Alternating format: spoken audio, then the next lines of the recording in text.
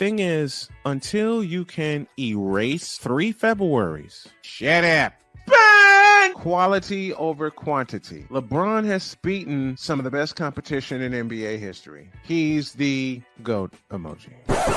I will not cuss. I will not cuss. I will not swear. I will not swear. Where sports is the base, life and fun are the results. This is the Brian Snow Show.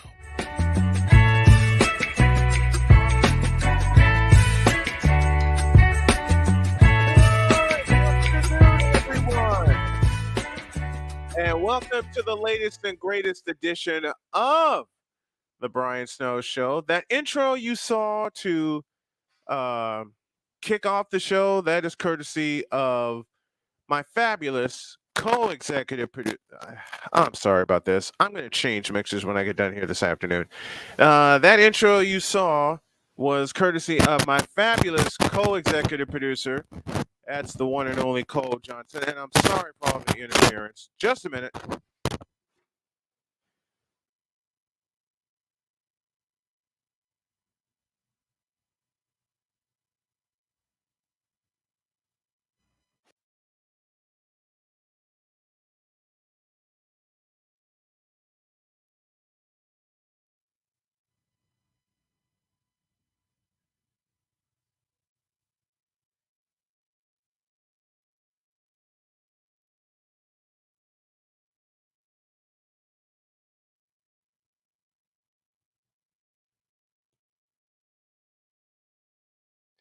You see, me and machines don't get along very well, but we're going to get along this afternoon. Let's quickly go around the horn. And though Cole sent me the around the horn topics, and I am so grateful to him for accepting the role as EP of the show. Shane Lake will join me this afternoon at the bottom of this hour. Mike Debate at the top of the next hour to talk all things NFL. Let me, and I know I do this often, let me go to the feedback zone really quick. Chad Schrader in the house. Patrick Voss, my very, very dear friend, joining me. Of course, Ryan McCoffey, and of course, play-by-play with JJ, who had a great call last night with the Phillies and the Cubs. I got one tonight with the Las Vegas Aces and the New York Liberty. I'm going completely off the board, and I'll play this again. Let's go around the horn. And I am going to share something with y'all that I have probably shared about 100 times before, but I will share it again. Have you ever met someone that like pulls you back from the cliff, like just in the nick of time? Well, I wrote something. I wrote something on Facebook, and I'm going to read this. Reads as follows, and I was like totally thinking of this while listening to what was the song I was listening to? Brian McKnight, Back at One. And anyone who is familiar with that song and is happily married or in a happily committed relationship knows the effect of that song. I wrote, I was drowning in life's troubles, life's struggles. Depression was kicking my butt at every end, and I hadn't believed in myself, my efforts, nor my company. I was sinking fast. I had all but given up. I was on the edge of the cliff and didn't know what to do or how to step back from that cliff. At that point, I said, screw it, and decided that it was over. And then, out of absolutely nowhere, a kind soul raced the clock and then raced to me. She immediately touched me and said, no, it's not over, nowhere near over. Come with me and I shall explain. So I did. I did, and she did. We related many experiences, and the more we talked, the more I felt for her. Hard. Getting to know her was the lifeline I needed. I begged for. As a song that we both love said best, you came and breathed new life into this lonely heart of mine. You threw out the lifeline just in the nick of time. She found me. She reached out to me, and in the end, she rescued me from despair. I made 2 calls that day. I'm sorry once again for the microphone trouble. I will solve this. I will solve this later. I made 2 calls that day, one to Darrell Owens and the other to Ralph Garcia, and verbatim, I said, "I think I found the one for me. Her name is Jody." It's rare to find the one that completes you, but Dr. K indeed completes me. She keeps me on my toes, but can have me in a fit of laughter. She drives me to be better and stands by my side while I get better. She wants everything about Snowman Multimedia to take off, and she fiercely believes that it will. For all that and more, the only great gift I could give her was the right one, my last name. Baby, I would not be here if it weren't for you. I would not be the better man I am today were it not for you. You flipped my life right side up, rode to the rescue when I needed you, and all I want to do is get better and be a better man and be a better husband for you. I wrote that before I came on the air because I was feeling it.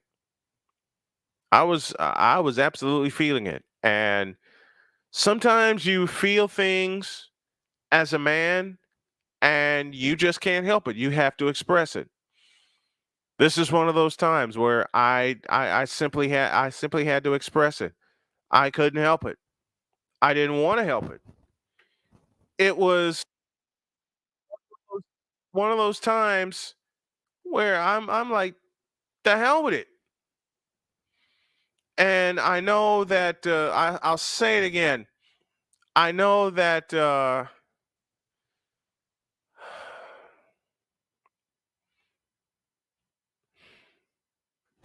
it's hard to really express what I'm feeling. It really is. And she's the reason I'm here.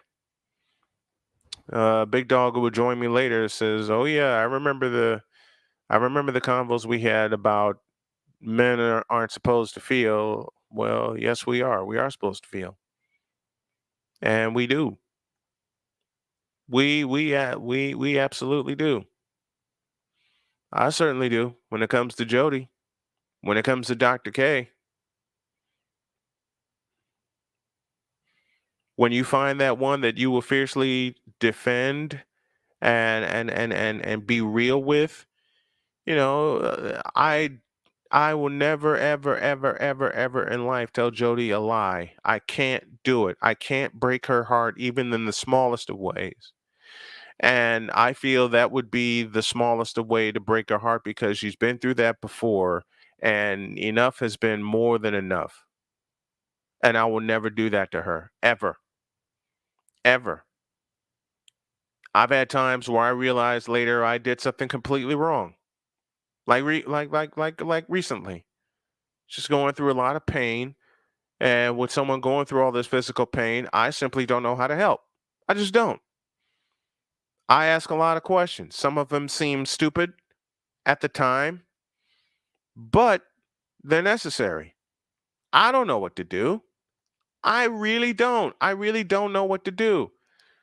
And sometimes I go off of a feeling. I just go completely off of a feeling. And I don't mind doing that. And I never will mind doing that. Ever. Let me say this to the man, and I hope y'all appreciate what I'm about to tell you. And it's something my dad used to say to me all the time, and he's absolutely right. If you don't know something, ask. How else can you realize what you need to do for the one that you love if you don't ask? How can you know what you need to do? How can you know uh, how can you know if you don't ask?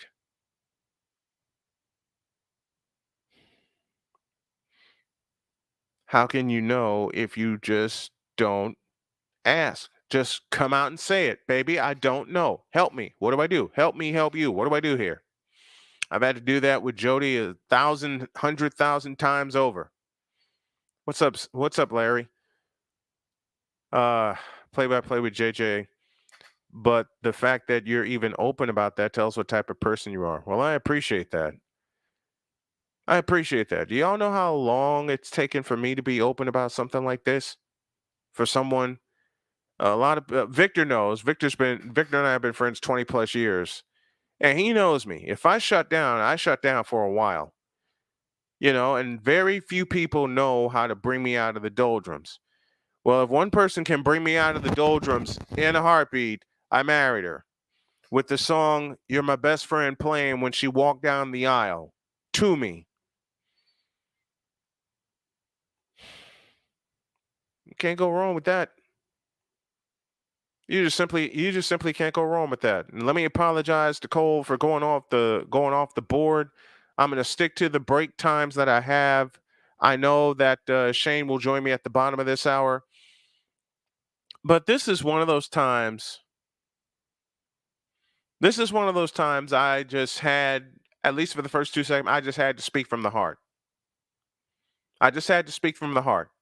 There's a story I'm going to tell that JJ doesn't know, but Shane Lake does. We're going to talk about that. And I'll throw this in there as well. I'm going to have an Ask Snowman Anything day tomorrow, but I'm going to improvise and do part of it today. So anything y'all want to ask me, throw it in the chat. Text the text line 919-247-3622, and I'll answer it. Why I felt this today, I don't know. I just did. Hey, tonight, Thursday night WNBA, the New York Liberty and the Las Vegas Aces. That time is wrong. 9:50 is when I will come on the air. 9:50 tonight, Eastern time. I will have that. I think today, even though I'm going to talk football with Mike, I think this first hour I'm going to dedicate to Jody. Craziest thing. JJ told me this. I learned from having a 1.8 cumulative GPA. I needed to open myself up more. Yeah, I do also. And Shane Lake said there were no stupid questions, just unanswered. When you're with the one that you love, you never, ever, ever, ever, ever want to have an unanswered question. All right, let me go to a break, and welcome to those of you watching on CSTV. Back in a couple.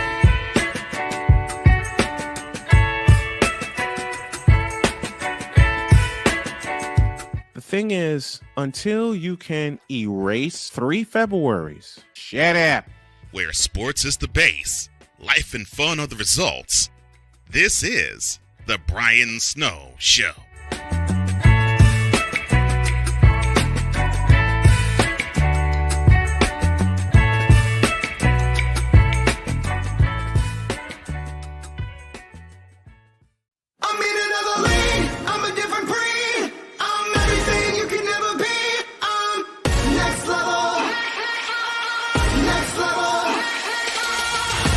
Thursday nights are wrestling night on CSTV. Tune in every Thursday night at 7 p.m. Pacific to see all the amazing Next Level Pro Wrestling stars on Thursday Night Throwdown on CSTVNow.com and the CSTV app on your Roku device. PK Tire Pros, your one-stop on-the-spot auto service headquarters for a complete line of quality tires and auto services. For years, we have provided the Stockton, California area with the latest products and unprecedented services for everything we sell. And for years, our customers have been coming back. Take a look around. If you don't find what you need, visit us in Stockton, California. From the latest and best in tire technology to the services required to keep your vehicle looking good and running great, PK Tire Pros can get you out on the road quickly and at an affordable price. Stop by soon to see why so many people consider PK Tire Pros to be the one-stop shop for all of their tire needs. At PK Tire Pros, our friendly and knowledgeable staff, quick and dependable service professionals, and affordable prices all come together to make driving out on a new set of tires easy. On top of that, we never tire of tires. Stop by and see us, and you'll be glad you did.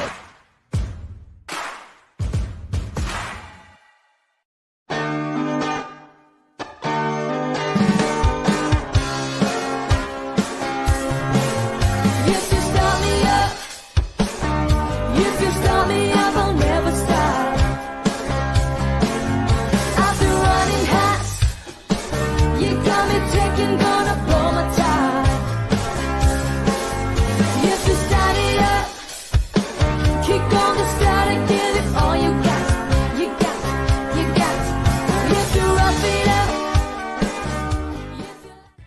where sports is the base, life and fun are the results.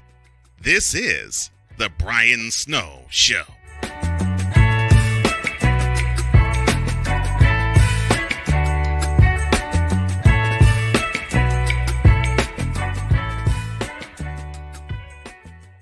Eighteen after the hour. Welcome back. Hold on a minute.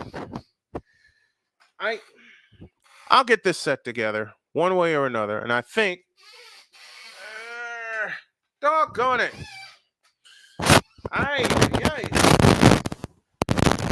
Hold on a minute. I think. Oh, yeah, I think I know what happened. Oops. Heck, nabbit. Okay. This is me fighting my set. I think I know what I have to do the next break, and I will take care of that. This is an impromptu Ask Brian Anything day. I'll do my schedule one tomorrow. But the way I opened is the way I feel about my Jody. You know? My dad said there's no stupid questions, just stupid people. You got that right. And people don't understand or don't want to understand, I beg your pardon, what Jody and I go through on an almost daily basis. I live in a small town. I don't have to tell you anything else. I stick out like a sore thumb. But you know the best part about it? I don't care. You know, what did Popeye the Sailor say? I am what I am. And that's all. And that's all what I am. Shady Sports Network comes on. Welcome to you, Sam. He says, how did you end up in broadcasting? Off of a pure, unadulterated idea. I have two answers for that. The first one was December 7th, 1995, when I was at Chicago State University, and my friend Kevin came on and said,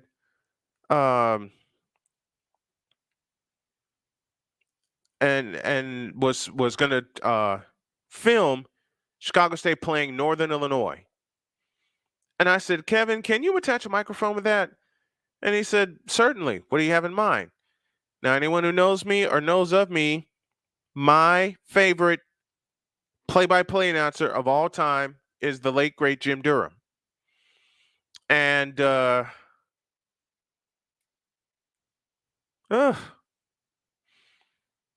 he attached the microphone to it, and next thing I know, we had created a monster because I did that game. Now, Chicago State lost by 40 that night, but armed with only rosters and a microphone. I was already dressed, already had a shirt and tie on. And that was that. That was my first game, December 7th, 1995. Now, how I ended up doing a sports talk show, same year, I was invited by my good friend, John Kalidas, to be the sports director for Chicago State. I said, okay, let's go for it. And I had a 15-minute segment. And Fridays was my favorite time, especially during football season, because that's when I got a chance to do my picks. Now, I'm going to get back to doing picks with Brian's Bet Slips probably after the holiday. But the way I wound up with this show and Snowman in the Morning, I did an afternoon show in Chicago for all of 2 months. Because I saw an influx of people doing sports talk shows, and they would invite me on their show and they asked me my opinion on a few subjects. And I said, I can do this. So armed with a mixer, a microphone, headphones, and I said, the hell with it. Let's try it. So I had the afternoon locker room for a while, based out of Chicago. And someone dared me. And I've always wanted to compete with the morning shows, including Mike and Mike in the Morning, because I figure if they can do it, I can do it. I figured if they can do it, so can I. So someone dared me. Oh, what's up, Darian? The Darian Hopkins Show in the house. What is good, my friend? It is so good to see you here on the show this afternoon. So as I said, someone dared me to put my opinions out there, my true opinions. So I said, all right, screw it. Let's do it. And I did. That's when Snowman in the Morning was born. And been going ever since. We're celebrating 9 years. It'll be 10 years this October where Snowman in the Morning launched. And Darian, I want to get you on this program, my friend. Since your show is now at, I think, 5:30. If y'all hadn't had a chance, doggone it, here we go again. If y'all hadn't had a chance to check out the Darian Hopkins Show, I suggest that you do. It's great sports talk. And I would just love to have Darian on, to talk about a myriad of topics. 24 after the hour, for those of you listening on WLEO as well as SM Sports and a couple of our other affiliates. You want to sponsor this show, give a call to 919-247-3622. That's 919-247-3622. JJ with a question, completely off topic for Ask Brian Anything. The text line that you have, is that through Google or do you have a separate line? To answer your question, both. That is actually my line, but I do have a Google line that I'm going to start using. And, I'm really, really working on getting everything together. And I mean that, everything. Well, welcome to those of you listening via WQEE 99.1 FM in Atlanta. And I want to install the weapons and the elements that I know will work. I really want to start taking phone calls, but I haven't figured out everything that I needed to do to get that yet. I have the parts, but I don't have the configuration. I'm going to work on the configuration before I hit the air tonight. I'm absolutely down to come on the show. I'm interested. I would love to have you because I checked out Darian doing his play-by-play during the NBA World Championship Series. And just came in for a few minutes while I'm working in the office, and I would just pop on and show some love, like he's doing here. If you haven't done so, subscribe to youtube.com/@snowmanmultimedia. Help me get to 1,000 subscribers by the end of the summer, so I can get fully monetized doing this. And for those of you on CSTV, if you know anyone that wants to sponsor the program, contact my friend Thomas O'Boyle. I'll get his contact information and start spreading the word. Also, Darian just gave me a piece of advice. Rodecaster Pro is best for a call-in show. While I'm talking with Darian, can you wire a phone through Rodecaster? How would I set it up through Rodecaster? How would I set it up? JJ had a question. I'm also interested in getting a crew and making play-by-play with JJ a company. How did you have those combos with Cole and the rest of your crew? I just asked him. I just asked him. I just absolutely said, can you help out? Because I was doing everything by myself for the longest time, and it wore me out. Do I love having my company? I certainly do. I love having Snowman Multimedia, and I've had a couple of other names before Snowman Multimedia. Darian supplies an answer. You can use the phone jack or the Bluetooth. Sweet. Like I said, I got a couple of options that I can use here, but I'm really going to look into it. Play-by-play with JJ via Bluetooth or phone plug-in. All right. I got a couple of ideas here that I'm going to use. 27 after the hour. JJ, do you have a Rodecaster? I decided to make today's show an Ask Brian Anything, and I'm going to do the same thing tomorrow. Scheduled to have Shane Lake on at the bottom of this hour. Uh, do you have a regimen to protect your voice, like hours of silence off the air? Yes. Yes, I do. Matter of fact, the person who helped me put the regimen together is my wife.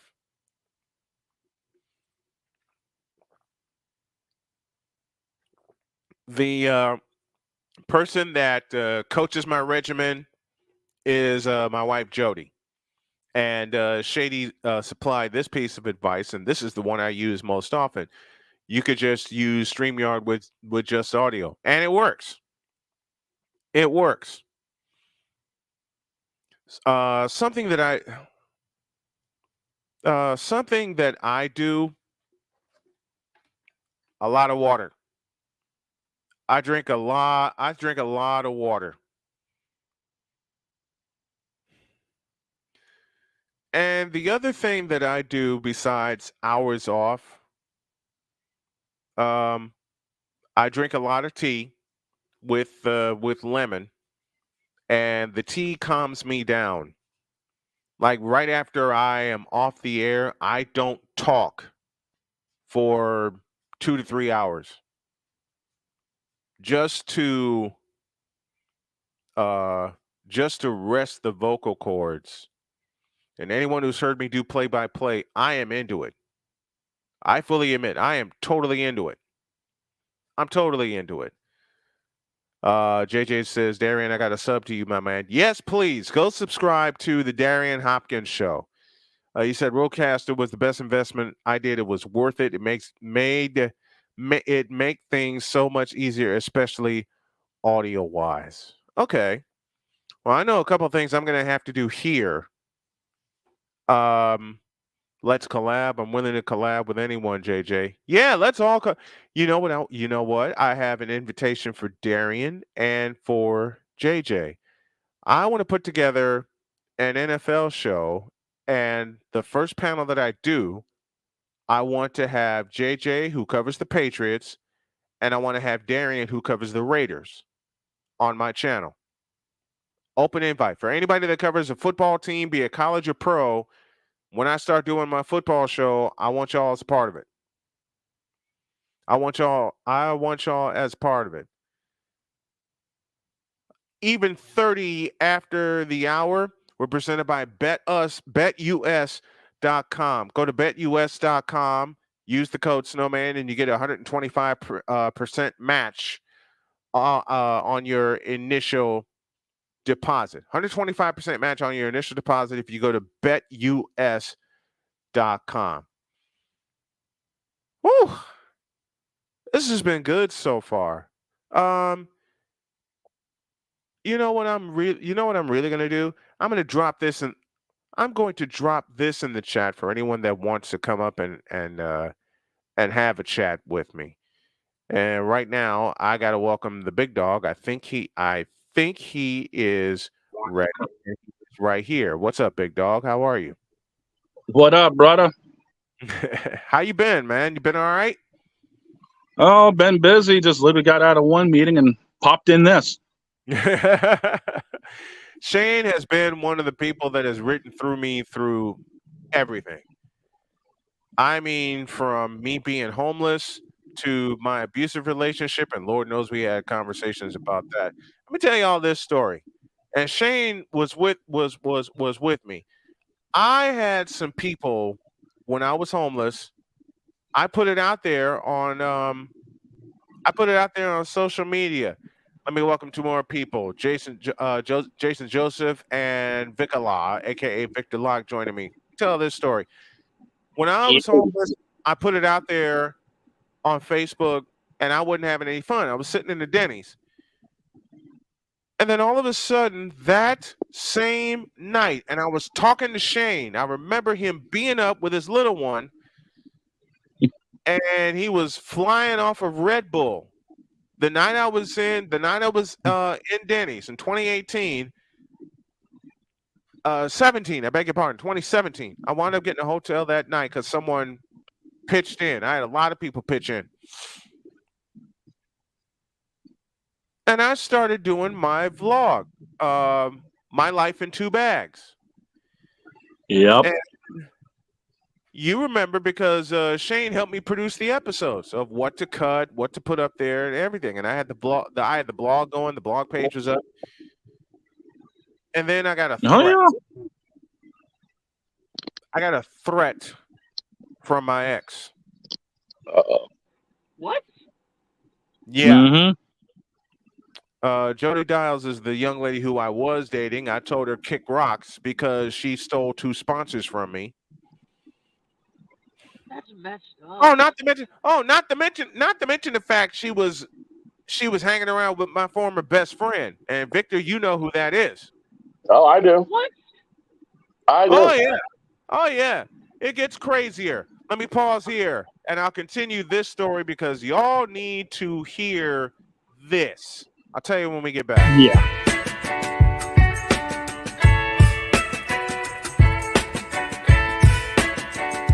The thing is, until you can erase 3 Februaries, shut up. Where sports is the base, life and fun are the results. This is The Brian Snow Show.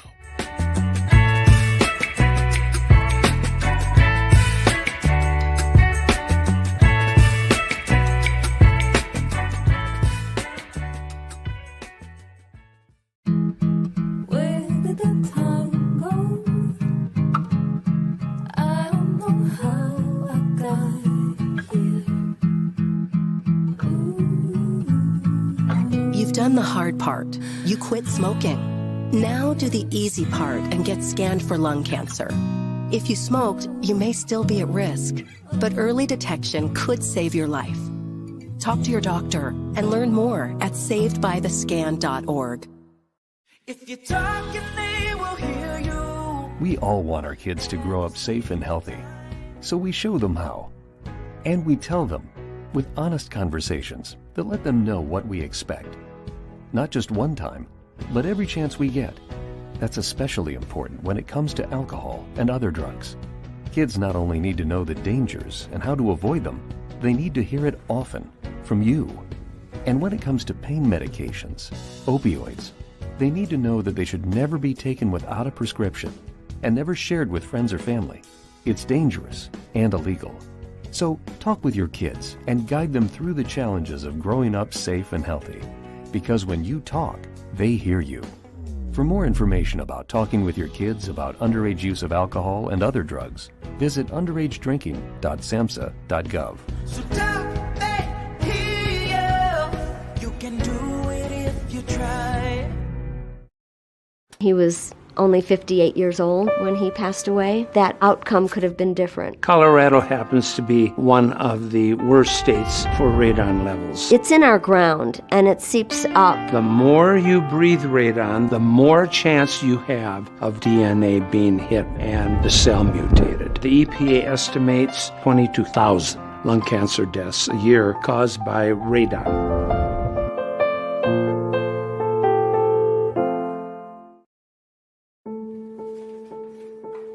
We all make choices. When it comes to alcohol, kids make choices whether to drink or not. Bye, Dad. Bye-bye. Remember, I'm going to Alex's party tonight and sleeping over. You have fun. Hey, have a seat for a second. Remind me about that party again? Alex is just... And adults make choices whether to talk about it. That's true of parents and every other trusted adult in a kid's life. Kids want to know our expectations when it comes to alcohol and other drugs. They want guidance and honest answers to their questions. And it makes a difference when the message is consistent and part of everyday conversations. So talk with your kids and help lead them on a positive path. Because when you talk, they hear you. For more information about talking with your kids about underage use of alcohol and other drugs, visit underagedrinking.samhsa.gov.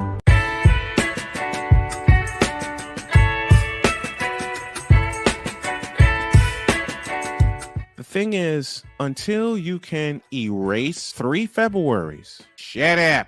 Bang! Quality over quantity. LeBron has beaten some of the best competition in NBA history. He's the GOAT emoji. I will not cuss. I will not cuss. I will not swear. I will not swear. Where sports is the base, life and fun are the results. This is The Brian Snow Show.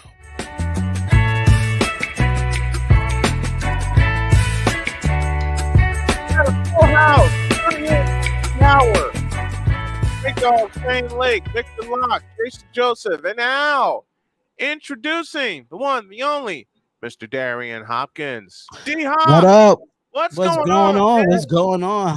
How y'all feeling today, man? Hey, we're feeling great, man. This is an impromptu. What up, bro? This is an What's up? impromptu What's up? Ask Brian Anything. Today, I'll do another one tomorrow. BetUS.com is one of our sponsors. Also sponsored by Invader Coffee. If you order a package via Invader Coffee, you will get a 15% discount. It is indeed a full house. I promised y'all a story. Shane knows this. Victor knows parts of this. Yeah. I don't have popcorn, but I have 2000 French fries right here. There you gotta go. put me for a loop with you gotta put me for the loop with this one. All right. I'll take y'all back. I was about to say, didn't we do this in an unfiltered one time? Oh, yeah, we did. We did, but we gotta stay filtered in this one. Thanks to and a big shout out to the folks in Atlanta at WQEE for picking us up. Gotta share this one. 2015 is where I'll take y'all back to. Was seeing a young lady named Jody Dials at the time. Thought she was it. Boy, I was wrong. And her actions kept telling me that she was wrong, but you know, men get blinded. I was blinded, and I got socked in. I got socked in the mouth. Verbal. Listen, Jason, I want you to listen carefully. You know what this woman did to me? In her abuse of me for almost a year, she verbally put me down. She spiritually put me down. She kept coming after me about my broadcasting. And on top of that, what's up, G Vanoots? Get your popcorn, brother. Here's when you have something that's very, very dear to you, as I have with Snowman Multimedia, and you have JJ with Play-by-Play with JJ, Darian, you the same way. Something that you have built, you have put your blood, your sweat, and your tears into. Something that you will protect so fiercely that if it comes to cutting a person out of your life, you will do that. I've had to do that with my family several times. This woman decided to come after me and say the following phrase, and I am not making this up when this was said to me, quote, I want to be CEO of your company. Excuse me? Yeah, I didn't tell you about this one, Victor. I was driving to Chicago. I was in the northwest suburbs in Glenview. I had an assignment. I was driving to Chicago when she said that to me. Matter of fact, I was supposed to go see her in LaPorte, Indiana. And when she said that to me, I had to change, and thank you to the folks at Marist High School, had a change of plans at the last minute. And they said, come to Marist, we'll pay you a couple $100 to call a volleyball match. You're on. That's a weapon's great audacity right there. Yeah. I ain't talked to her for 2 days. That's why you have talked to her ever again after that one. Yeah. That's the ultimate check, please. I'm out of here. Yep. Do you know, Victor, do you know how much caffeine I drank that day? That's probably a lot. Going, and D-Hop, JJ, Shane, you already know this. I had gone a full 35 days without caffeine. Right. Because I was trying to make my life better, trying to make my broadcast better. Mm-hmm. You know, I went through 3 2-liters in about 5 hours. 3. 3 2 liters of Coke, I'm thinking, or Pepsi. Both. Jeez. In 5 hours. I mean, they kept bringing me ice. They kept bringing me ice water, and I kept drinking. I'm surprised I didn't have the alcohol that I needed and wanted. And then on top of that, she was insistent. She was totally insistent. I mean, let me speak to the broadcasters in the house here on the panel and in the chat. When you prepare for something that you love to do, you have notes. Lots of them. Yep. When I do a play-by-play call, and Darian, you called a couple of my play-by-play calls, I have notebooks around me. with all kinds of information. Hello. I've been there when you've been doing prep. That's a full 12 hours. Listen, Victor has been with me in person. Shane has been with me virtually. D-Hop has called a couple of my games, and JJ's called a couple of my games. Y'all know I am a madman when it comes to preparation. Yep. I'm a madman when it comes to preparation. I'll give you. I had a page of notes ready to go for this morning. I couldn't use. Yeah. I'll give you a story about this, if I may be allowed. Absolutely. I mean, I see JJ. I got to show JJ some love. I see JJ all the time with a scorebook, notes to use during his broadcast of the Philadelphia Phillies. Different notes that the chat brings to him about different teams. You know, and one of the teams that JJ mentioned during the broadcast of his was the White Sox. I'm here on this monitor, you know, giving him a score and an update while he was in between innings. I prepare for this. I got to tell you this story. There was a game that Brian had. It was on a Friday night. Mm-hmm.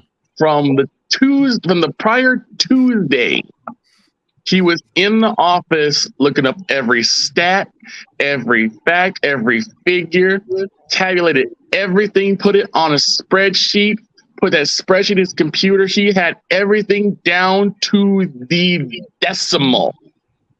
And that's how I am. Victor was my Chicago engineer for 17 seasons. This blankety blank blank blank, and I wrote my script for my play-by-play. What reads, what commercials to play. Mm-hmm. I had 3.5 hours of prep in front of me, down to the second. The mistake I made was not telling anyone to warn me when Dials was coming into the booth. She came into and we were in the port. She came into the booth and was pointing at everything saying, "Did you get this one? Did you get that one?" And there was a big fat, and Victor, you know me, there was a big fat check mark after every read that I did. Yes. That should have been an indication that I got it in. Right. She came in? Yes. Which not allowed to do. There's a difference. That's psychotic. Listen, there's a difference between Jody Dials coming into the booth and Jody K coming into the booth, because Jody K brings me my water. She helps me with my notes. She does my checklist, and she calms me down when I'm hyped from doing the first quarter of a football game, the first set of a volleyball match. Jody calms me down. My Jody calms me down. This one, not a chance in hell. Not a chance. D-Hop, let me ask you a question. Talk to me. Let me ask D-Hop a question. When someone disturbs you and you're in the midst of what you love to do, and you with your play-by-play calls are fabulous, and you told me up front, you know, there's a different way that I do it, because I tried to throw a few glossary terms at you, but you know, Darian said, look, there's a different way that I do it, and the more that I've gotten to know him and his style, you know, I step back. But my question is this, Darian: when someone disturbs you, doesn't it throw you off? Someone that means you harm, a man or a woman that means you harm in disturbing what you love to do, doesn't it throw you off? It really depends on the situation or how they're coming at me when it comes to that. What I've have learned since being on YouTube since 2016 is to block all of that. Because people are Twitter fingers, people are YouTube fingers. They're not going to see me in person. Right. And a lot of people that's in our chats and a lot of people that say what they say in our chats, they can't do what we do. Mm-hmm. So, and they want to challenge, and they want to challenge you and say they can do what you do. Because I encourage them. Yeah, I encourage them.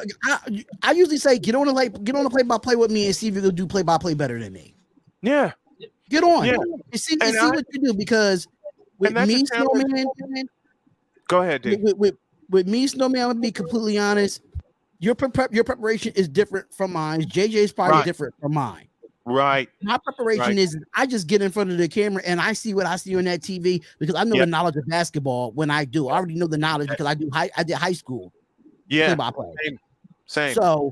Same. So I don't have preparation of stuff. I know from the experience that I've been doing play-by-play since 2016. Right. So, and I know Right. what the viewer wants and what the Salute viewer to that. wants out of us. Because even though we're doing the play-by-play, they want the entertainment part of it as well. Truth. And So- when you and you explaining that and me listening to you and popping in your chat and hearing your style, I love that. I respect the daylight side of that. Okay, everyone has their different style. Everyone has their different method, and I respect everybody that does play by play. I've had people tell me, JJ included, that we love how you do it and how long you've been able to persevere in doing it. Mm-hmm. You know, because when you've been active 28 years, like I'll be celebrating my 28th year next month. When you've been active as long as you learn different styles. Yeah. But back to what happened when we did this Laporte game, and I'm in the booth. I have my script. I got my sounds. I'm laid out and I'm ready.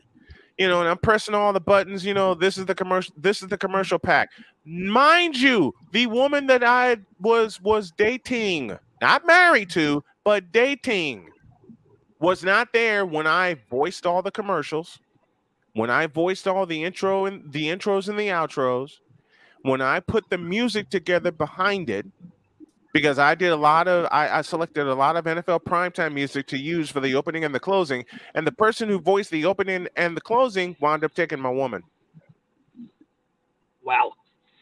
Yeah. You know what's funny? Sort of the same thing happened to me. Wow. Because I've only dated one person in my life. Okay. Mm-hmm. You know, I'm about to be 25, and I dated this person that was in class with me, and I graduated. After I graduated, I was going out with her, and long story short, I'm not going to make like a whole thing out of this, but I was dating her, and I noticed that, you know, that she wasn't always being honest with me, because she would text me and be like, she would be like, oh, like, I'll be there in like an hour, and then an hour would be at like, you know, if it was supposed to be at like 11 o'clock in the morning, it was going to be at like 6 o'clock at night. So like that was not a good sign. And then I found out when I was producing a show, and I was on for Roman Radio. I was on with my friend who he produced the show, and I was on as a guest. And then we had to get ready to do the Blue Rocks game because I was producing that. Wilmington Blue Rock, probably affiliate of the Washington Nationals. And so one of the other guest people that was there found out or said, you know, I'm going to go to the game tonight with Chris. I'm going to go to the game tonight with this person, and it happened to be the same name. And I was like, it can't be her. And I found out that it was, and called me that whole night. And just focusing on producing the show, that was so tough because I found out that she was cheating on me, and he actually still stayed with her. Oh my And God. they're actually like still together and that type of thing.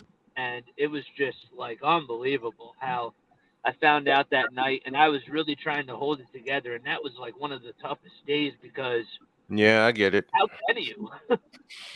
And that night, another time, I did a game at Maryville.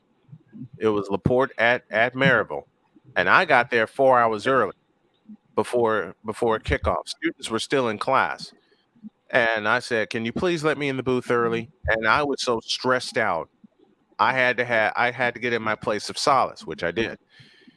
Fortunately, unfortunately, she came to the game, but fortunately, she didn't find me. She did not find me. I got out of there so fast.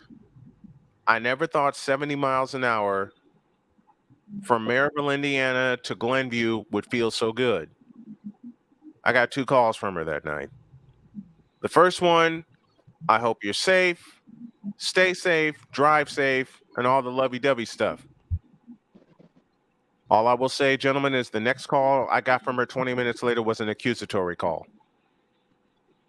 Yeah. First one was the lovey-dovey stuff. The next one was like the honest part. Yeah. Where she let her real feelings show. Right.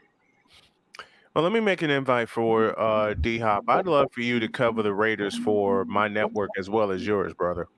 I'd love to have you. I mean, we'll talk behind the scenes. Okay. We'll definitely talk behind the scenes because I have my other YouTube channel called Nothing But Raiders Podcast that we go live every Tuesday. Right. So I have a crew of guys over there that's part of the Nothing But Raiders podcast. So we'll definitely talk behind the scenes. We'll definitely talk behind the scenes and what we can do for there. Okay. Because I love you. Like I said, I love your work and I'd love to have you throughout parts of the season whenever you're available. I mean that. Because it's going to be a busy NFL and college football season for me. Yeah, it is. I'm doing all the primetime games on the Darian Hopkins show, and I'm doing all the Raiders games on Nothing But Raiders podcast. So it's going to be a busy NFL college football with all the primetime games, all the ranked teams, especially my Tennessee Volunteers. That's I love Tennessee all the way around from basketball, baseball, football. That's just my squad. But I'm going to be doing their games and doing the college football playoff, national championship. So it's going to be a very interesting fall for all of us. Honestly, if we you do play. I know I'm doing college football this year. I got baseball coming up this weekend. I got the Aces tonight and the Liberty. And let me throw Jody. I'm doing that tonight as well. Oh, you doing that one? Sweet. Yeah. I'll have to pop on when I get a moment, man. I got what time are you coming on? I'm going live at 10. I'm going live exactly at 10 because it's going to be on Prime Video. So I'm going to definitely watch. I have to do that game. They're the best two teams in the league. I have to do that. They are. Yeah, they are. Yeah, I'll be getting that one too. I'm coming on at 5 minutes to the hour and making sure everything is straight. That's Darian Hopkins. I'll pop in. All right, sweet. That's Darian Hopkins. That's Jason Joseph joining us here on a full house chat. I got Mike DeBate coming in about 15 minutes. Gentlemen, thank you very, very much. I love you guys. I love your work, and I hope to have y'all back on very, very soon. I appreciate it. Anytime.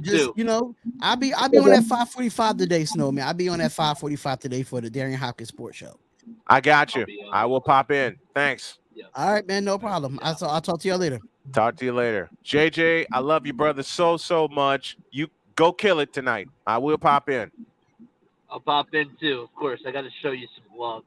Appreciate it. Appreciate it. See, now with me are the two gentlemen that have been with me in 2015 when I got abused by Jody Dials. Yeah.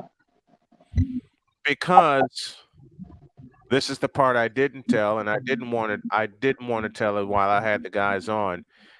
You guys remember October of 2015? Yes. Oh yeah. When I signed the paperwork for the apartment. I signed the paperwork for the bills and everything. And we were busy painting the apartment one night, and for some reason she got real PO'd at me. And she hit me several times. Now, I think I was up late that night when that happened. Oh, you were flying high on Red Bull. I remember you were flying high on Red Bull that night. Any man in the chat who was listening to this knows if I'd have retaliated, because she did strike first, Dunsky wouldn't have mattered. Dunsky. To say the least. Yeah, everything would have been over. Dunavus. And y'all know it. Dunavus. Yeah. Because, I said this on a couple of Unfiltered, there is still not one shelter that takes in male victims of domestic violence. Not one. Nope. None of them. And every time this question is asked, they always come with the same answer. Well, majority of the cases are men doing it to women. Okay, and I pose this question on Snowman Unfiltered, and I'll do it tomorrow during the first day after the show. What about when women do it to men? What about when it happens to a man? They don't think it happens. That's the thing. Or they think it happens. It means that it was a retaliatory. A retaliatory thing. Yeah, like you did it so that she fought back. And it's like, no. Sometimes they'll just do it. You know what I did that night? I got in my car and I drove as fast as I could to. My aim was to go to Chicago. Mm-hmm. I wound up in Gary, Indiana, and I slept there. I slept in Gary, Indiana, in the gas station for like 3 days. The boys from Door Village United Church came to the rescue. They found me a place. They got me settled. And for 6 long months, I got stalked by the same woman. And this is before, during, and after I told her to kick rocks. She wasn't done with you until she done with you. Exactly. It was her rules or nothing. Mm-hmm. Not even given the fact she knew what she was doing to me. And when I found out that she was cheating on me with the person who I thought was my best friend, someone who I also looked up to. These two guys will tell you I unleashed a cuss fit that lasted 20 minutes. Someone who I also looked up to alongside you. Yeah. In terms of the broadcasting field. Exactly. But these two will tell you, these two guys will tell you I unleashed a cuss fit that will make George Carlin blush. Yeah. Yes, indeed. I remember that way too well. Oh, yeah. I unleashed a cuss fit that will make Richard Pryor and George Carlin blush. I unleashed a fit that will make Louis Black turn his head. Yeah. And it's well deserved too. It's like at this point, what she did, she knew she was trying to destroy somebody. Yeah.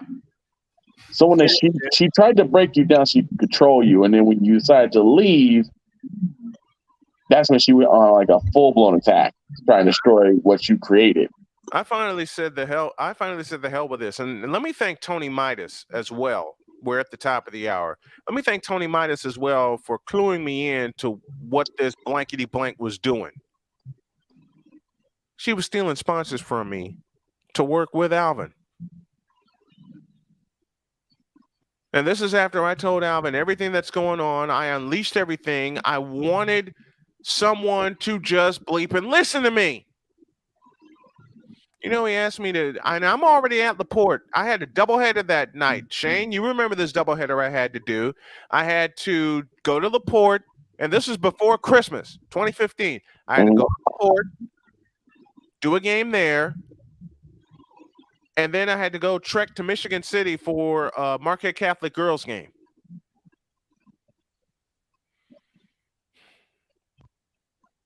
The routine I had for my voice went out the window that night. Out the bleeping window. I remember.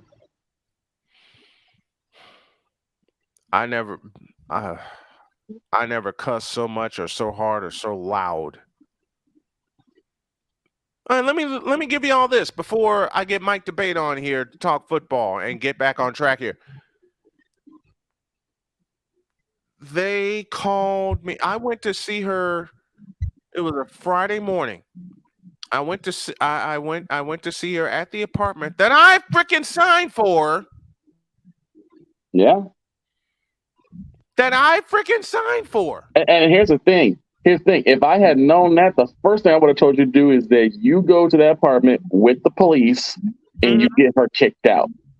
Because that is your place. That's not hers. You're on the leash. She's not. I was the one paying for that joint. You know what this blank did? She called me threatening. She called me with a threat. Get your stuff out of my house before I call the police. I'm so confused. I don't know what to do. So I did what I was supposed to. I didn't lay a hand on her.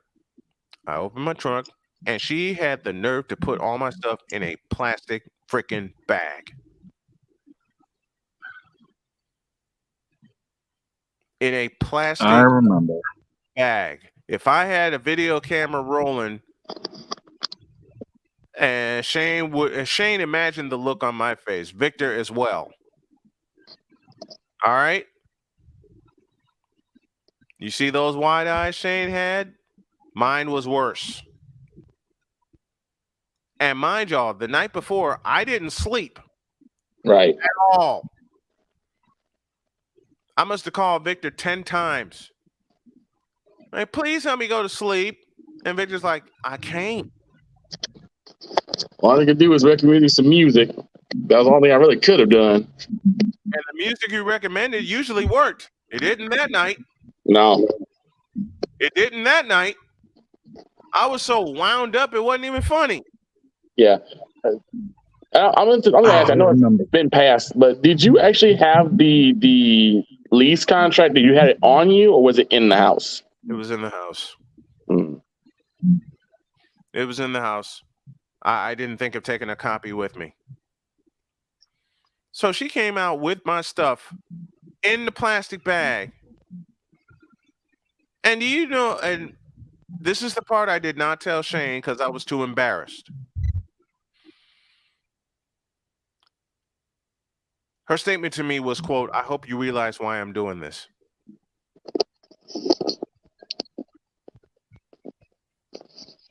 What?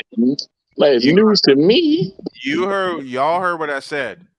After she put my stuff in the trunk of my car, her next statement to me was, quote, I hope you understand why I'm doing this. No one's gonna ever understand why you're doing this. That was the only time neither Shane nor Victor heard me cuss. Because that was one I kept to myself. At the time, I had the threat of police being called. I had the threat of someone in LaPorte coming to get me, and I had the news that I got later that morning via a phone call. Via a phone call that I was out of the picture.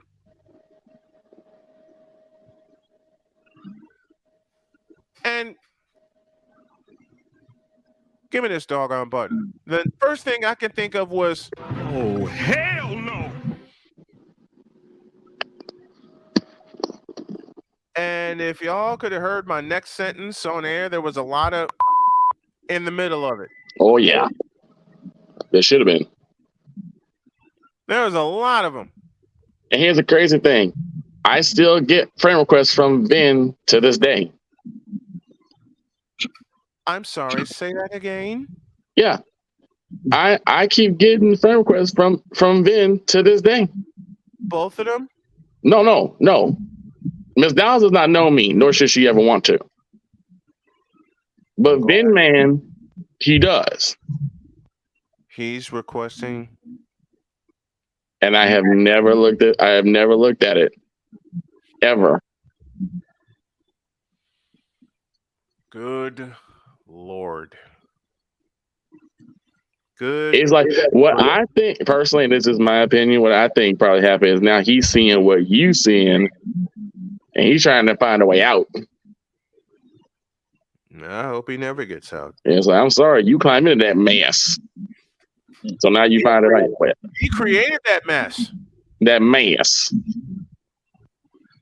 What's the old saying? You dug that hole, now go lay in it. Exactly. Well, actually, I like the other one. When you dig yourself into a hole, let the shovel be the first thing you throw away. Mm-hmm. I told y'all the fastball, the curveball, the slider. I'm guessing the knuckleball's coming. Here's the knuckleball. 2015 Christmas Day. I'm listening to the Warriors beat the hell out of LeBron and the Cavaliers. and I get a phone call that I should not have answered. Uh-oh. Actually, it was a text message. I beg your pardon. It was not a phone call. Thank you, Lord. It was a text message. And the text message I got was this: do you want to join me and Alvin for Christmas dinner? She's I not remember mentally you well. telling me this. If I'm There's lying, mentally unwell with that person, if I'm lying, I'm flying. and your feet have not left the ground. My ass is grounded in this chair. Yes. If I'm lying, I'm flying. I wish I could make this up. You can't make this up. No. That is an overdose of audacity if I've ever heard one. You cannot make this up. You really can't. This is Jason Whitlock levels of audacity. This is Stephen A. Smith levels of audacity, which we'll talk about at a later date. But I did I block her that night? That night, I told her kick rocks and leave me alone. I told her to beat it. I told her tell your story walking. I actually think you told me about that text because I was watching the same game and I was up that night. Yeah, you were. You'll be driving the hush puppies. And Shane was the only person I talked to that night. Yeah, I didn't know about this until later. Shane was the only person I talked to that night on Christmas. Because of that. Because of that. I can't believe that was uttered. You can't make this up, folks. When a man gets abused, you can't make some of this stuff up. And you know why you don't hear about men being abused? Because they've been made to feel like they're too embarrassed to express themselves. Well, not only that, is that it's always viewed as if they are the aggressors. Yeah. By nature, they are the aggressors. So, of course, I'll put it like this. Whenever a guy tells any female that their ex was crazy, what's the question that's always asked? What did you do? Exactly. What did you do to make her that way? I can't. It's frustrating because a lot of men, all of a sudden, they keep bottling aside. Only up until we hear about what happened between Johnny Depp and Amber Heard, has guys say, you know what? We can actually fight back from stuff like this. Yep. Just saying. Oh, yeah. Yep. All right. That's a big dog, Shane Lake. That's Victor Locke. I got Mike Debate on the way. Gentlemen, thank you so much. And thank everybody in the chat for allowing me to get all this out. I truly appreciate it. There was some stuff I held, but I finally got it out. I truly appreciate y'all. And I will talk to y'all later. Take care, guys. Thanks. Anytime, Snowman. Appreciate you, man. Whew. I want to talk about being way off the rails. That was one where I was way off the rails. Hour 2 starts after this.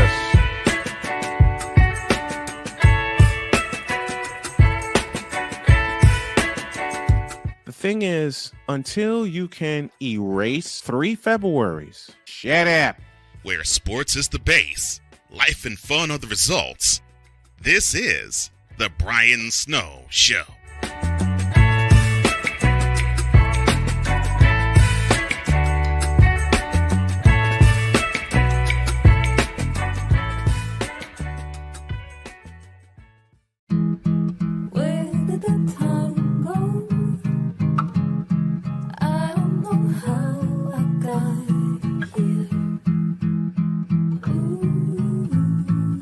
You've done the hard part. You quit smoking. Now do the easy part and get scanned for lung cancer. If you smoked, you may still be at risk, but early detection could save your life. Talk to your doctor and learn more at savedbythescan.org. If you talk, they will hear you. We all want our kids to grow up safe and healthy. So we show them how. And we tell them with honest conversations that let them know what we expect. Not just one time, but every chance we get. That's especially important when it comes to alcohol and other drugs. Kids not only need to know the dangers and how to avoid them, they need to hear it often from you. And when it comes to pain medications, opioids, they need to know that they should never be taken without a prescription and never shared with friends or family. It's dangerous and illegal. So talk with your kids and guide them through the challenges of growing up safe and healthy. Because when you talk, they hear you. For more information about talking with your kids about underage use of alcohol and other drugs, visit underagedrinking.samhsa.gov. So talk back here. You can do it if you try. He was only 58 years old when he passed away. That outcome could have been different. Colorado happens to be one of the worst states for radon levels. It's in our ground and it seeps up. The more you breathe radon, the more chance you have of DNA being hit and the cell mutated. The EPA estimates 22,000 lung cancer deaths a year caused by radon.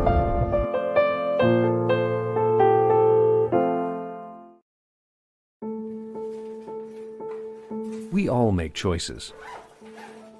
When it comes to alcohol, kids make choices whether to drink or not. Bye, Dad. Bye-bye. Remember, I'm going to Alex's party tonight and sleeping over. You have fun. Hey, have a seat for a second. Remind me about that party again? Alex is just... And adults make choices whether to talk about it. That's true of parents and every other trusted adult in a kid's life. Kids want to know our expectations when it comes to alcohol and other drugs. They want guidance and honest answers to their questions.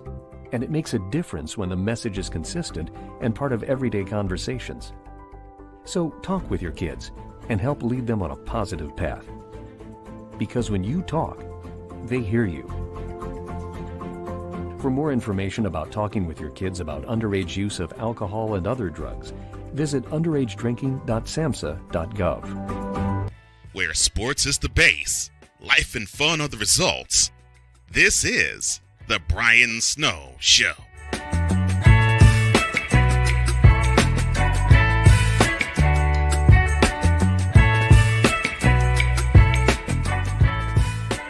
After the hour, Mike Debate is on the way. As a matter of fact, Mike Debate is here. Let's talk a little NFL. Mike Debate now joins me. What's up, Mike? Great to have you, buddy. Always an honor, Brian. Always my pleasure. Thanks so much for having me today, buddy. And I know Mike has been terribly busy covering the NFL, as I have. We're getting ready for a new season. This will be the sixth year that Mike and I have been on the air together during the morning or this show here. Okay. I've seen so many rankings, it's not even funny, of who has the best offense, receiver, quarterback, receiver, tight end. And in every one of those rankings, every single one of those rankings, you know, the team that put down the most, and I mean down in terms of irrelevance, is the team that challenged for the NFC Championship and won their last 10 games. And, of course, I'm talking about my San Francisco 49ers. Why? And this has been going on since 2019. Why is everyone still doubting Frisco? Brian, your guess is as good as mine. I mean, this team to me is as good as you're going to find in the NFC, in the NFL. From top to bottom, whether it be defense, offense, special teams. You know, you look at what the analysts are saying, and I think a lot of times analysts love to nitpick. They love to try to see if they can find, you know, cracks in the foundation when it comes to teams and their rosters that they put together. But what I always take a look at, you look at the odds makers, you look at the bookmakers, they're very high on the San Francisco 49ers. And to me, that's almost as important, if not more important, than what the analysts are saying. So I'm going to lay my odds with the bookmakers, and I'm going to say that Frisco definitely has the stuff to be able to not just contend in their own conference, but contend for a Super Bowl title. I think they're the most complete team in the NFL right now. They are the most complete team in the NFL. I mean, nothing against Philadelphia and how they performed in the draft. Nothing against Kansas City and how they performed in the draft. As a matter of fact, the three teams that got better throughout the course of the draft: Philadelphia, Kansas City, and San Francisco. I mean, the odds makers have been grouping these teams, even though Frisco came in as the sixth seed in 21 to get to the NFC Championship. They always put those three teams together in the same group as, flat out first tier contenders for the Super Bowl. So there's so many things that so many other people nitpick. But if you look at the bookmakers, and thank you for bringing this up, Mike, they're high not only on Philadelphia and Kansas City, they are very high on San Francisco. Right. They are very high on San Francisco. And I think one of the big reasons why is because of the balance that this team exhibits and the moves that they made in the offseason and the prowess that they showed last season. Look, I mean, I know people say you have to separate year from year and you have to, try to make, adjustments and really, I think, adjust your expectations accordingly because teams have made different moves here and there. But you look at their own division, the NFC West. I mean, I don't see a team in that division right now that's going to be able to give the 49ers a run for their money, or at least a legitimate run for their money. Seattle had a nice year last year. I expect them to still be a good team, a playoff caliber team, but I don't see them doing an awful lot. The Rams, I think, are still a little bit away from, contention. So you look at the teams, and Arizona obviously is going to be in full rebuilding mode. So you look at teams like Dallas, like Philadelphia.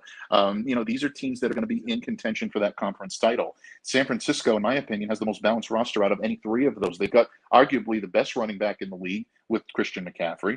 They've got uncertainty at the quarterback position to start, but once Brock Purdy is healthy, he's going to be in there. Two pretty decent options to spell him while he's recovering, whether it be Trey Lance or whether it be Sam Darnold, two starting caliber quarterbacks that can go in and give you solid minutes. They've got Deebo Samuel, one of the most explosive wide receivers in the NFL, and in my opinion, the most complete tight end in George Kittle. And I'm not even mentioning half the players on that offense that can be impactful. On defense, you add Javon Hargrave to guys like Drake Jackson, Arik Armstead, and Nick Bosa. That is a very, very difficult team to stack up against in any phase of the NFL. That's why the bookmakers are so high on these guys, because they know they have the horses to be able to get it done in all three phases. Mike D'Abate joining us here on the program, and I want you to talk about the pairing of Javon Hargrave to Nick Bosa. Hargrave on one side, Bosa on the other. A lot of folks that think they're insiders and know this team that Javon Kinlaw is on the outs. No, he is not. He has become a third down specialist, and he had a lot of injuries, knee injuries to get through. He's gotten through them. He played great last year in third down situations. So to all those that are writing off Javon Kinlaw, a fellow that you and I both scouted the year he got drafted to Frisco, you write off Javon Kinlaw, that's going to be a mistake.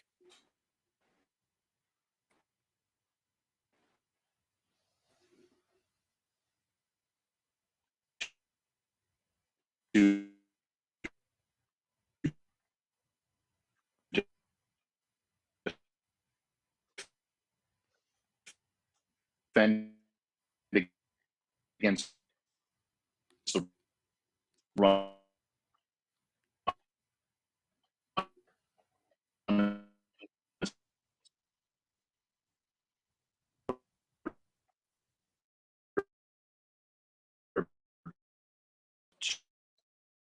To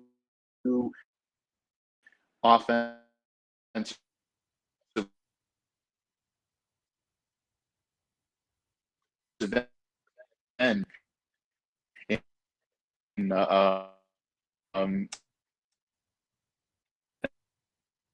in then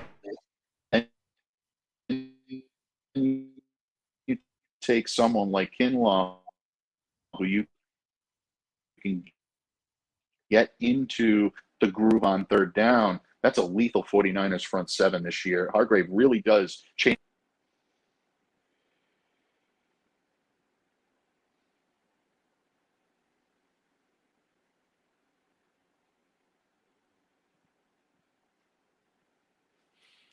let's take a look at the 49er offense. You mentioned Christian McCaffrey. You mentioned Brock Purdy. When he's back in, when he gets healthy, he's the future of that team at the quarterback position. Let's look at that. Let's look at that position. Because there are a lot of pundits that are writing off Brock Purdy because of his injury, because of the timeline for him to come back from that injury, and they're saying, nope, he is not going to be the man. And I read something this afternoon, and looking at some of those rankings, that they have San Francisco as low as 7th or 8th offensively. And the crazy part is, not only are they writing off the offense as a whole and the offensive line, who, remember, only allowed a grand total of 4 sacks in their 10-game winning streak, and 2 of those came in one game, they're writing off Brock Purdy. They're writing off Mr. Irrelevant, and they are saying out loud, and I've heard this, there's no way he can repeat what he did in that Shanahan offense. My next 2 words are as follows. Want to bet?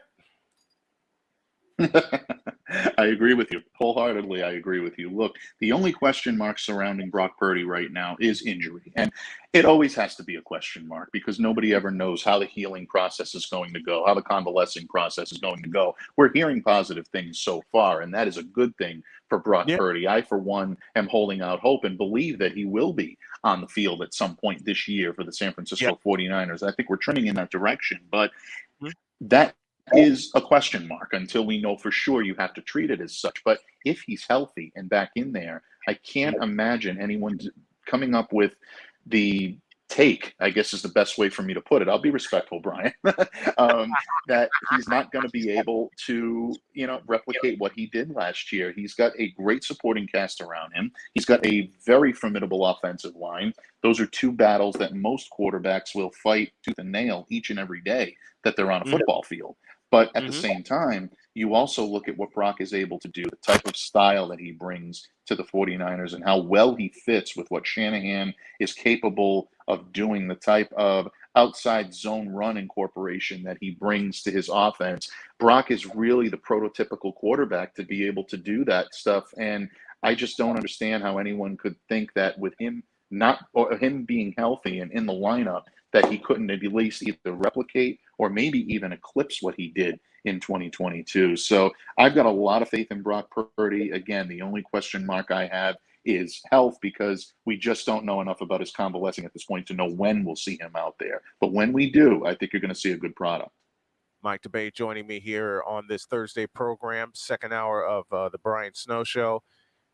Talking all things 49ers, and for Mike to be a Patriots fan, when the trade for Garoppolo, and I wish Garoppolo the best in Las Vegas, when Garoppolo trade happened to San Francisco, Mike and I got together that day and said, you know what, this is the change that San Francisco needed. Now we can say that same statement about Brock Purdy. And if y'all remember, Brock Purdy got thrust into a situation when Garoppolo got injured, and all he did was throw 2 touchdown passes in that game against Miami. And then came his first ever start against TB12 and the Tampa Bay Buccaneers. You all saw what happened in that game, and that launched the legend, I believe, of Brock Purdy.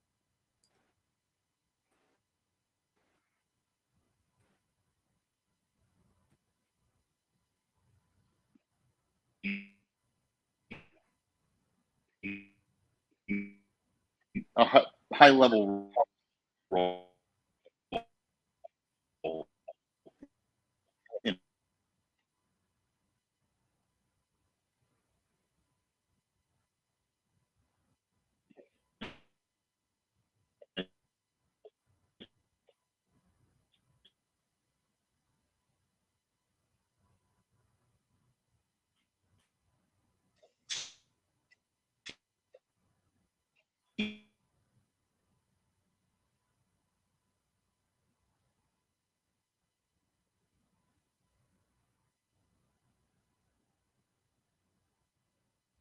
All right, Mike DeBate joining us. Let's take a pause for a couple of minutes, and when we come back, we'll talk some more NFL with the one and only Mike DeBate. Back after this.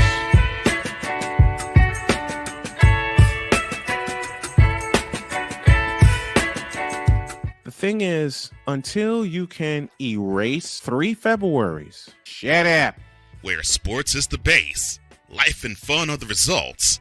This is The Brian Snow Show.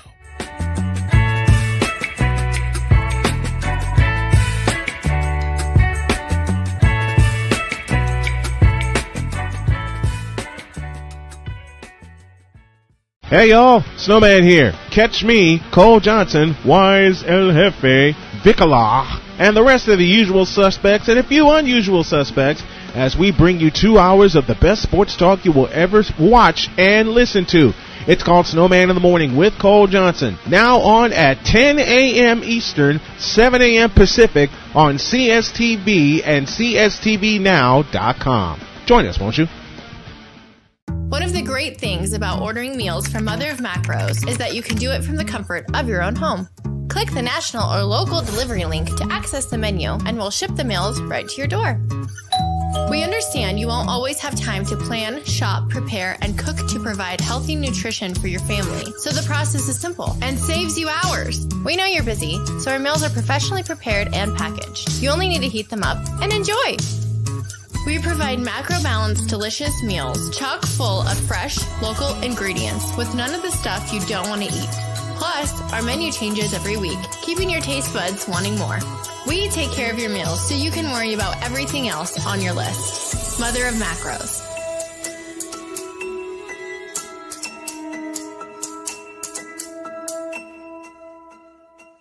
I don't want to grow up. I'm basically a man-child.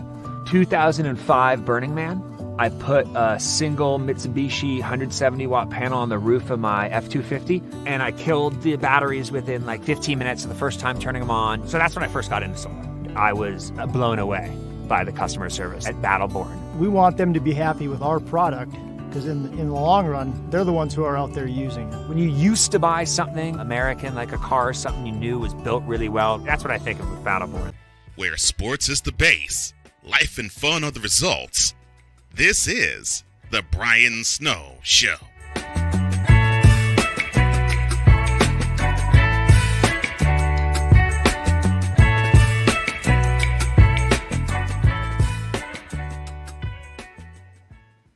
Halfway home during hour 2, Mike Debate. Unfortunately, we lost him. Hope to get him back here in a couple of moments.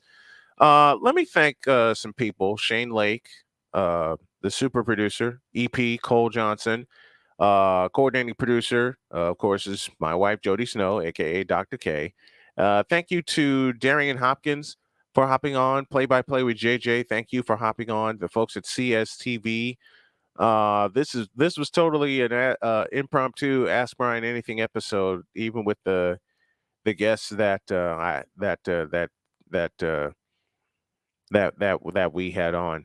Speaking of play-by-play with JJ, he says this: we go to sports because while yes, it is our job, we use it as an escape. Ain't that the truth? And when trauma hits you, there's scientific proof that if you try to put it in a box and store it, that you try to put it, I beg your pardon, I misread that. Let me try it again.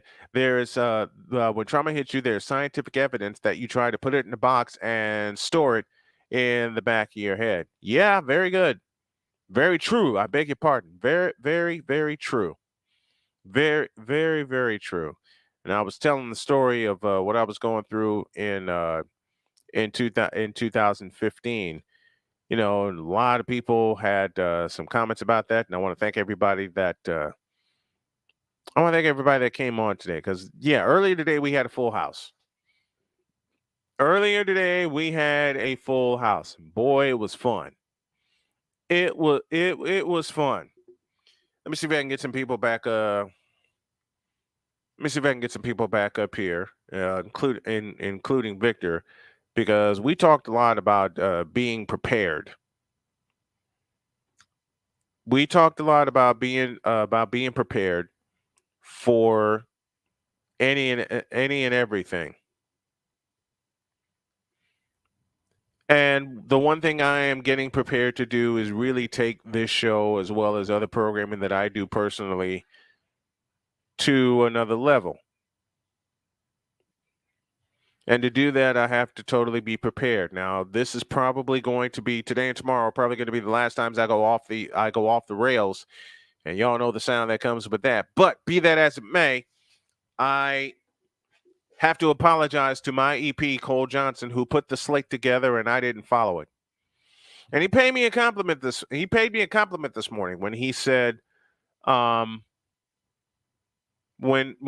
he said you have to you're doing a better job of staying on task. Well, Cole, I owe you an apology. I didn't stay on task today. I did not stay on task today. And I appreciate that compliment, and it also helps me to know that in the future to stay on task. But since we're off the board, here's Victor joining me back while we wait for Mike DePay to come back on the line. And Victor, you and I talk a lot about being prepared. You were my engineer when I was in Chicago for 17 years. Yes, sir. And you told one of the funniest stories that if it's a Friday game, my prep begins on Monday. Yeah. Which it does. And you went through every single game before that. You went through all the tapes, everything. Yeah. And compiled in the spreadsheet. And then you print the spreadsheet off and then add that to your computer to make sure you had everything. And then from there is where you start prepping up your stuff for a pregame, what your question you're going to ask for interviews, stuff like that. Mm-hmm. And what I'll also do is I'll call some people. Yeah. I'll call some people. It's actually kind of funny because one of the first times I actually did with you guys was the St. Bourbon Showdown. Mm-hmm. And you had to get up and go somewhere, which left me, Derek, and the other guy to talk to the coach. Mm-hmm. And I don't know what it was. Maybe because I was watching the game, preparing the game, but I started taking the doggone interview over. You did. And start asking a bunch of questions. Even you said you listened to the playback, and you were like, "That ain't Victor, is it?" Boy, people have said that about me for years. And I think it was Mark Farina, our dear friend, who said that I morph into another character. Yeah, you morph into another person. You have what we call, the leisure mode, and you have business mode. Everyone has that. Mm-hmm. Everyone has a leisure mode and then a business mode where they are about their business. So why is it that when society sees that in a man, they get A, scared, or B, they try to tell you, you have to remain in that mode. You can't step out or have any fun or anything like that. Boy, you got me, because I'm that person that I can be jokey and then I can be serious. Mm-hmm. I think everyone has that. You know what it came down to for me? I simply don't care anymore. That's what happened. I kept telling Victor, and I kept telling Jody as well.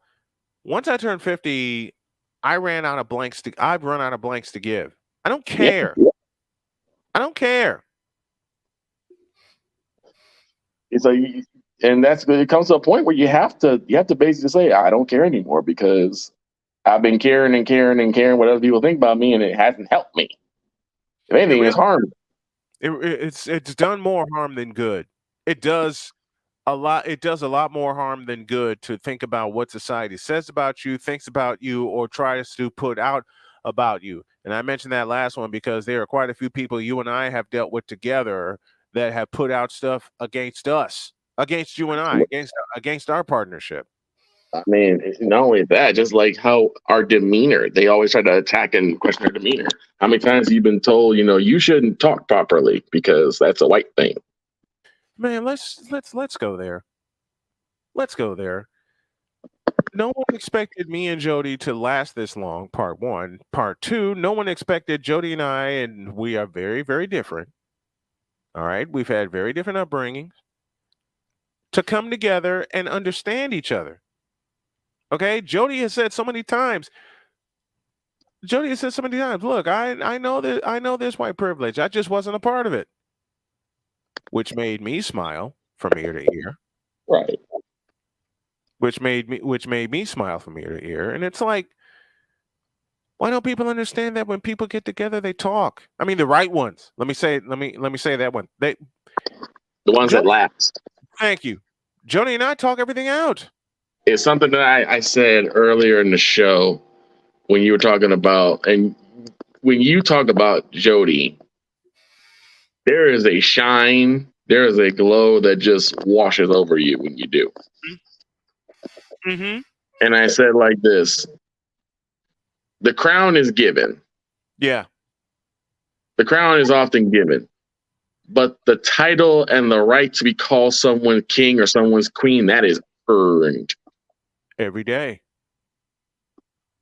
It's earned. It is earned every single day. And I can't tell you how many times Jody has earned that title. I cannot begin to tell you how many times Jody is every day, every moment, every day Jody earns that title. She's dealing with a knee injury right now, and I'm asking her, okay, baby, how can I help? What can I do to make things easier for you? Mm-hmm. Why? Because a year ago she did the same thing for me and didn't even blink. It's something that you said a while back, is that it feels so different when you have someone who is standing beside you rather than standing in front of you or standing in your way. Well, ain't that the truth? It's very different. It's so different to have someone standing beside you instead of opposing you. And then you also have the people who, still are living in the 50s, 60s that are not keen of two people from two different races being together. Mm-hmm. That's still going on. Why do people believe that? Again, you got me.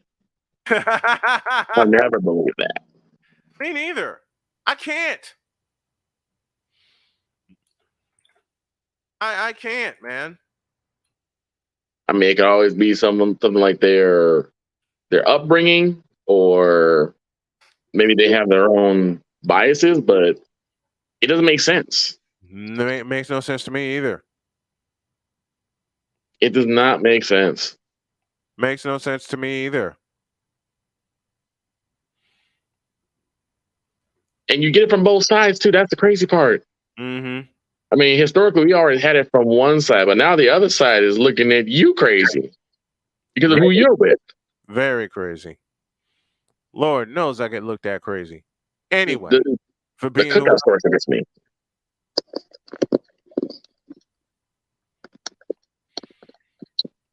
Victor Locke joining me here on the program. We're going to wrap it up with Victor being on with me. Okay, let's flip around since this whole show has been off the board. Right. You joined me for coverage of the NFL draft. Yes. You were praying that your Cowboy get an offensive line. Someone from the offensive line. Just anybody, please. What position on that line do you think was the key, or is the key for the Cowboys? Tip of the spear, the center. Mm-hmm. Because the other line, they can work, and basically you look at in the like four quadrants. The guards in attack, the tackles are there to seal off the corners for toss routes. Right. Or sweep routes. Mm-hmm. For the goes and the dives, or the sprints and the dives, that's where your guards come in. Mm-hmm. And your center is that cornerstone that can help either or. But the center's main objective is to keep the quarterback on his feet. Yeah. He's the point of impact. Yeah. Between the defense. Now, yes, they all have to work together as a team, as a one large unit. Right. But that center's main priority is to keep the quarterback on his feet and mobile. Why have the Cowboys had you've followed the Cowboys for a long time since 1991. Since 1991, you've been my Cowboys insider for ISNet, then Arena Sports Net, now Snowman Multimedia for many years. I think 14 years. You've been Yes, sir. 14 years. Why have the Cowboys had such problems at center since Derek Kennard from their dynasty days? Because it's no longer a priority for them. The thing is that when you ever heard the term rest on their laurels, that's what the Cowboys have done for over 20 years now. Yeah. It's like we won our titles, we won our chips, we've made several playmakers in the Hall of Famers, Troy Aikman, Emmitt Smith, Deion Sanders, Michael Irvin. Mm-hmm. We don't need to do anymore. We'll just be recognized as the best because of our pedigree and what we've already done. But you and I both know this is a what have you done for me lately type of place. Yep. And so we can't just sit there and say that, oh, it's just going to be what we've done in the past and we're just going to rest on it. The other thing is that because of the addition of Zeke Elliott and a mobile quarterback in Dak Prescott, they don't feel they need to worry about offensive line because, well, we got two mobile guys who are highly athletic. Right. Not understanding that the offensive line is what dictates their ability to be successful. Victor Locke joining me here talking Cowboys. 44 after the hour. We'll take it to the top of the hour. And thanks to the folks on CSTV for watching this afternoon and the folks on YouTube as well. If you haven't done so, subscribe to Snowman Multimedia on YouTube for great programming, and the different shows are having channels as well. Gonna get all that together. I had CFL Weekly scheduled, but after looking at everything and how far behind I am, I'm gonna hate to do this, but I'm gonna push it back to tomorrow and just make tomorrow a full production morning, which means I may wind up taking the morning off. Quick programming note: Victor joins me now. I have to ask you this, even though Mike was talking about it before the internet monster got him. I'm going to bring him back tomorrow afternoon. Okay. Why do so many pundits? I just have to know, why do so many pundits not believe in San Francisco? Why? Because San Francisco is supposed to be an anomaly. They don't get the same type of largesse. They don't get the same type of publicity as like Kansas City, a Philadelphia, a New York, a Dallas, the Rams to a degree, who had won theirs the year before. Right. They don't get that type of shine because they're not supposed to be there. Same with Denver Nuggets. The Denver Nuggets were not supposed to get the type of shine that they got. Right. They wouldn't be in the running for the world championship. They weren't supposed to be in the running for the world championship, and yet here they are. It should, as most pundits will tell you, it should have been Miami versus LA. Who says? Because what it would have been, and think of the narrative that's written, because I always look at the narrative that they're trying to portray. Think of the narrative. LeBron went to Miami, took us down to South Beach to win a title, which he won 2. Was then sat down by Pat Riley and Eric Spoelstra, trying to make him be more coachable. Bronny leaves, goes back to Cleveland, and yes, does win a title with them, but doesn't win it against Miami. Mm-hmm.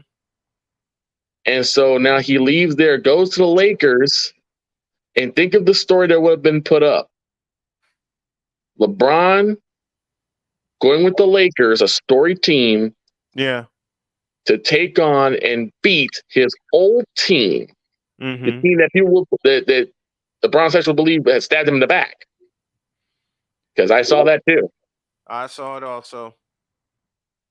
Think of the narrative that's written. But here come the Denver Nuggets, an upstart, and swept them under the rug. Yep. Got rid of them. Like the way they're supposed to be defeated. Right. So like the way they were supposed to be defeated an hour around before, but couldn't do it. And the same thing goes with San Fran. San Fran was supposed to be there.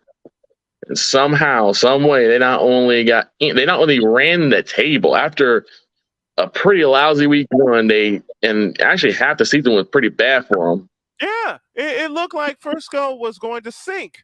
Yeah, it looked like. I mean, we got beat the hell up by Kansas City. Yeah, we allowed 40 foot that number. The defense for the 49ers, which wound up becoming the number one statistical defense in the NFL. Allowed 44 points. Yeah, to Kansas City. 44 points.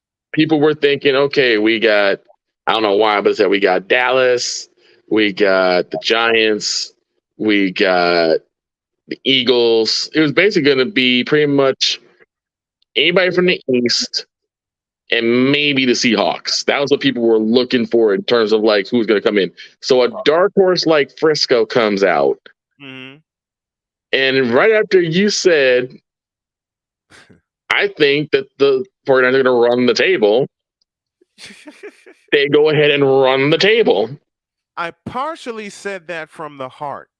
I know. I partially said that. I looked at the schedule and the game we had coming up. It was week 8, and I believe we played the Rams. We played the Los Angeles Rams. I looked at that schedule, and I thought, ain't no way in hell. You had said like I might be wrong, right? And that, but I'm gonna go with it. Yep. And say that the Niners are on the table. That first one, I said, all right, screw it. And then I came on the show that Monday after we got beat down by Kansas City and said we were going to run the table. And that's exactly what happened. For a moment, it went, what? But when we talk about the anomalies of sports, whether it's the Denver Nuggets, the 49ers, the Golden Knights. Oh, God, the Vegas Golden Knights. Ooh. Yeah. The Atlanta Braves, which become an anomaly in and of themselves. Yeah, the Atlanta Braves. The Houston Astros. Because remember, the Astros are the Houston Astros, yes. The Astros are big time. And here's the strange part. People don't believe it because, you know, they're the recent world champions. But even with that, even with 2 titles in 6 years, the Astros are still an anomaly because they're not a big city team. Not only that, they're not the team that's supposed to be the media darling. Exactly. Every sport's got them. Every sport's got the media darlings, and they have the obscure ones. And when the obscure ones comes in, it's almost an affront to the pundits. Because, like, how dare you make our situation wrong? How dare you make our premises wrong? And that's what happens all the time. And even after they win, Golden State was an anomaly. Still is. Yeah.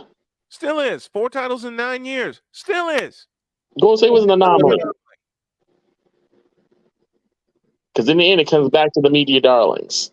And why Dallas is still one of them, I will never understand. What are some other teams that wound up being an anomaly? We got a few minutes left. You mentioned the Vegas Golden Knights. You mentioned Golden State, the Denver Nuggets, of course. You know, they're the champs. Yeah. And they get no love whatsoever. None. My heart wants to say the Sox are an anomaly, but unfortunately, the problem with the Sox is always going to be that they can't manufacture runs like they used to. And that kills me. It's either a home run or strikeout. Yep. And you can't win that way. Feast or famine. Yeah, it frustrates me to me. Like the season they won, 2005. It was all about what? Small ball. Yeah. Manufacturing runs and taking advantage of a situation where runners are scoring position, RISP. And they can't. They have not been able to put it together. Tampa Bay is an anomaly, and they're running away with the American League right now. Tampa Bay, yes. The Texas Rangers are an anomaly this year. You know the biggest anomaly this year in baseball? The Cincinnati Reds. Yes. Cincinnati Reds. Cincinnati Reds. They're the biggest they're the biggest anomaly in baseball right now. But And no one's thinking about them. But people are waiting for the Reds to fall off. Throw some love towards Jay Spivey. Wake Forest Demon Deacons. Wake Forest Demon Deacons baseball. That was a big anomaly. And still, they get no kind of love with the postseason awards. None. No. They get no kind of love with the postseason awards, and I don't understand why. Because again, it's not. Understand why? It's not the media darling. True. It's not the media darling. Very true. It's quote unquote the redheaded stepchild.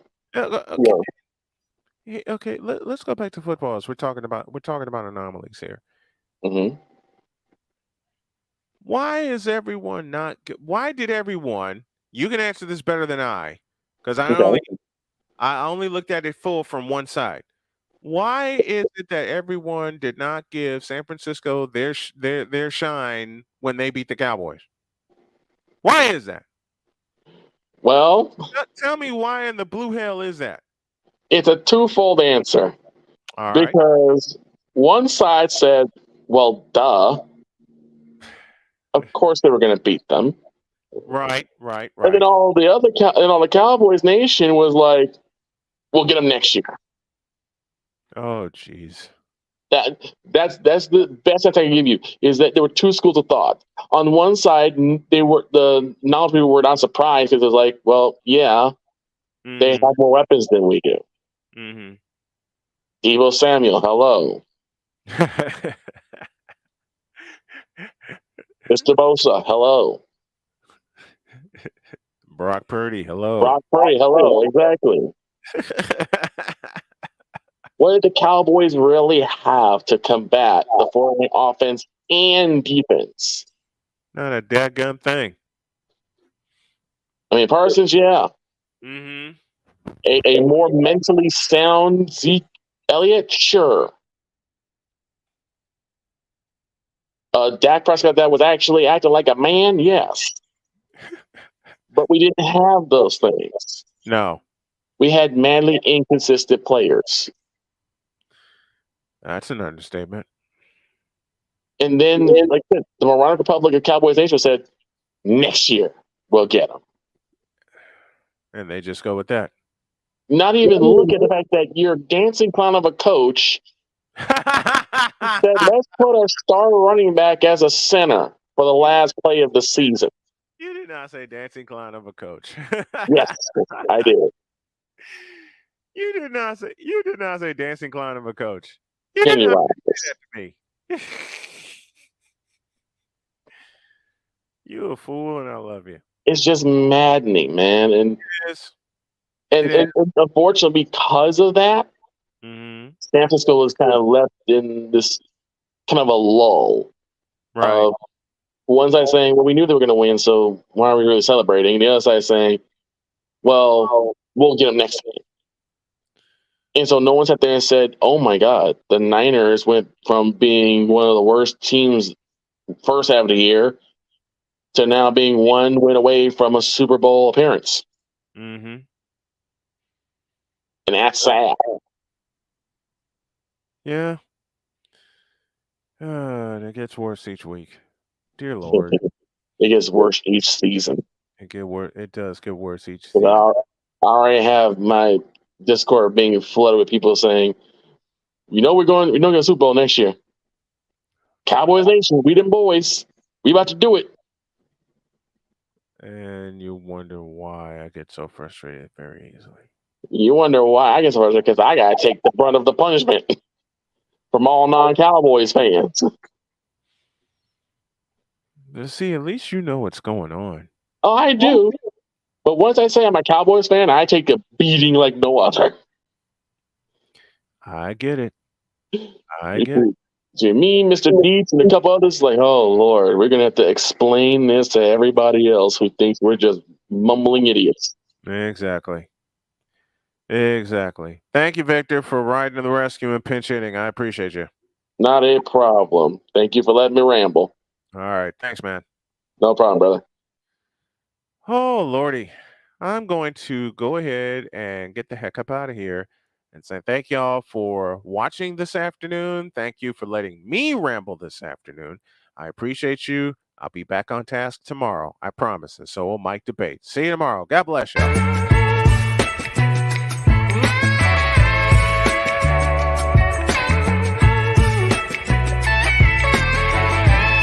Thank you for tuning into The Brian Snow Show, where sports is the base, life and fun are the results.